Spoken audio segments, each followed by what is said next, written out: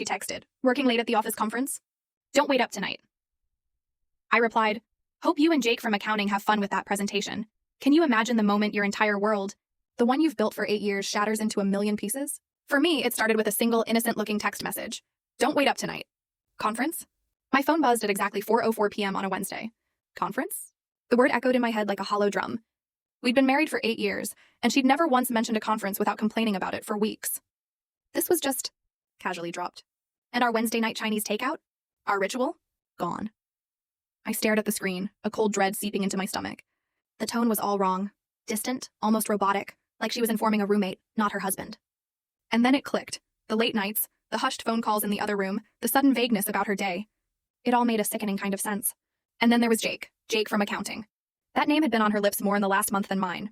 Jake thinks this, Jake said that, Jake has the funniest stories. Every time she said his name, a tiny alarm bell went off, but I pushed it down. I trusted her. Or so I thought. My fingers hovered over the keyboard, a dangerous idea forming. What if I just prodded? I typed, hope you and Jake from accounting enjoy the presentation. And I hit send. The response wasn't just immediate.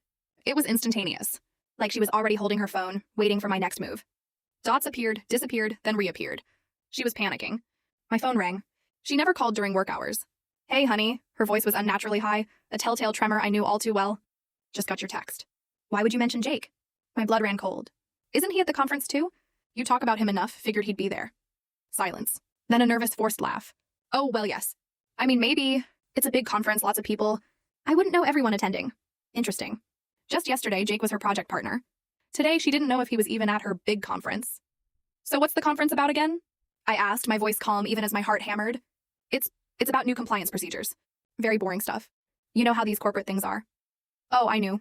And I also knew her company's fiscal calendar. Major conferences weren't scheduled mid-quarter. They were too busy with actual work. Sounds exciting, I said, my voice dry. Networking until midnight on a Wednesday? Your boss is really pushing the team. She floundered for words. Well, you know how it is in our industry. Actually, I did know. I worked in the same industry, for a competing firm. We'd never had a compliance conference last past 7 p.m., let alone midnight.